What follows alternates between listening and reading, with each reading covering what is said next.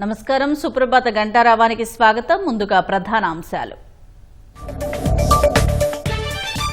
దావోస్లో IBM, Google cloud సీఈఓలతో భేటీ కానున్న CM. CII నిర్వహించే సెషన్లో ది ఆంధ్రప్రదేశ్ అడ్వాంటేజ్ పై ప్రసంగం. పోలవరం డయాఫ్రమ్ వాల్ ఫిబ్రవరికి పూర్తి చేస్తామన్న అధికారులు. పనుల డాక్యుమెంటేషన్ పక్కాగా ఉండాలని నిపుణుల సూచన. ప్లాట్ల క్రమబద్దీకరణకు ఈ నెల 23తో ముగియనున్న గడువు. తర్వాత నుంచి భారీగా పెరగనున్న ఖర్చు.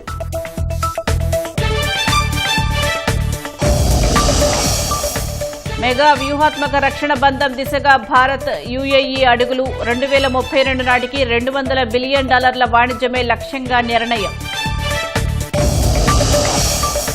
గాజా శాంతి మండలిలో చేరాలని రష్యాకు ట్రంప్ ఆహ్వానం. అమెరికా ప్రతిపాదనపై పరిశీలిస్తున్నట్లు క్రెమ్లిన్ ప్రతినిధి వెల్లడి.